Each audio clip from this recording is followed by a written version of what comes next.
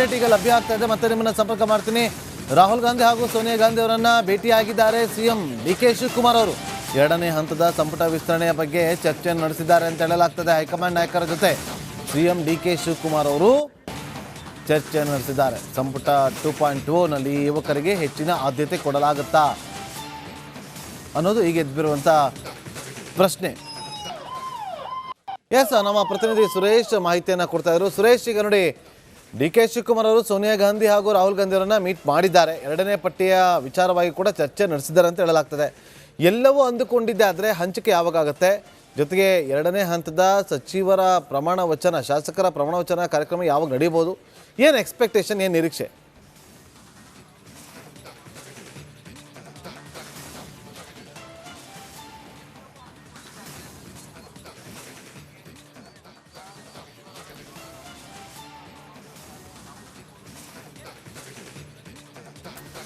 ಏಕೈಕಿ ಎಲ್ಲವನ್ನು ಕೂಡ ಆದೇಶ ಮಾಡಿ ಬಿಡೋದಕ್ಕೆ ಅಷ್ಟು ಸುಲಭ ಇಲ್ಲ. ಯಾಕೆಂದರೆ ಹಿರಿಯರ ಒತ್ತಡ ಒಂದು ಕಡೆ ಇದ್ದರೆ, ಮತ್ತೊಂದು ಕಡೆಗೆ ಮೊನ್ನೆ ಅವಕಾಶ ಕೈ ತಪ್ಪಿರ್ತಕ್ಕಂತಹ ಹಿರಿಯ ಶಾಸಕರೇನಿದ್ರೆ ಅವ್ರದ್ದು ಒತ್ತಡ ಕೂಡ ಇರ್ತಕ್ಕಂಥದ್ದು. ಈಗ ಸಚಿವ ಸ್ಥಾನದಿಂದ ವಂಚಿತರಾಗಿರ್ತಕ್ಕಂಥವ್ರು ತುಂಬ ಜನ ಇದ್ದಾರೆ. ಸೊ ಹೀಗಾಗಿ ಇರುವ ಸ್ಥಾನಗಳಿಗೆ ಭಾಳ ಅಂದರೆ ಅಳೆದು ತೂಗಿ ಮಾಡುವಂಥದ್ದು ಈಗ ಆಗತಕ್ಕಂಥದ್ದು. ಹೀಗಾಗಿ ಪ್ರಾಂತ್ಯವಾರು ಮತ್ತು ಸಮುದಾಯವಾರು ಕೂಡ ಇಲ್ಲಿ ಒಂದಷ್ಟು ಸಚಿವ ಸ್ಥಾನಗಳನ್ನು ತುಂಬುವಂಥ ಲೆಕ್ಕಾಚಾರ.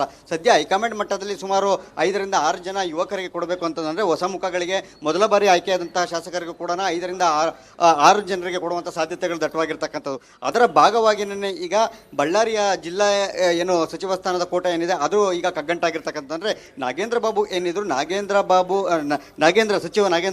ಸಚಿವ ನಾಗೇಂದ್ರ ಅವರಿಗೆ ಈಗ ಸಚಿವ ಸ್ಥಾನ ಮಿಸ್ ಆಗುವಂಥ ಸಾಧ್ಯತೆಗಳು ದಟ್ಟವಾಗಿರ್ತಕ್ಕಂಥದ್ದು. ಇದು ಈ ಕ್ಷಣಕ್ಕೆ ಇರುವಂಥ ಮಾಹಿತಿ. ಕಾರಣ, ಈ ಕಳೆದ ಒಂದು ವಾರ ಹಿಂದೆ ಒಂದಷ್ಟು ಬೆಳವಣಿಗೆಗಳಾಗಿರ್ತಕ್ಕಂಥದ್ದು.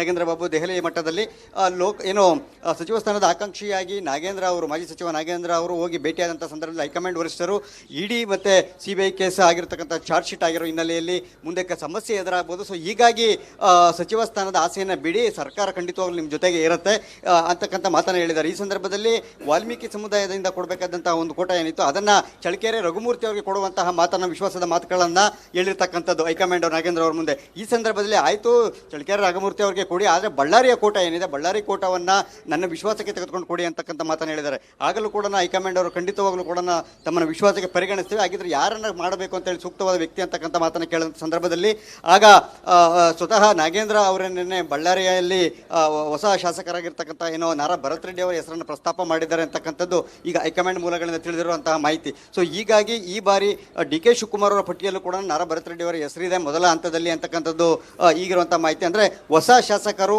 ಏನು ಮೊದಲ ಬಾರಿಗೆ ಗೆದ್ದಿರ್ತಕ್ಕಂಥ ಶಾಸಕರು 4-5 ಜನ ಇದ್ದಾರೆ. ಅದರ ಪೈಕಿ ಈಗ ನಾರಾ ಭರತ್ ರೆಡ್ಡಿ ಅವರ ಹೆಸರು ಬಹಳ ದೆಹಲಿ ಮಟ್ಟದಲ್ಲಿ ಜೋರಾಗಿ ಚರ್ಚೆ ಆಗ್ತಾ ಇರ್ತಕ್ಕಂಥದ್ದು.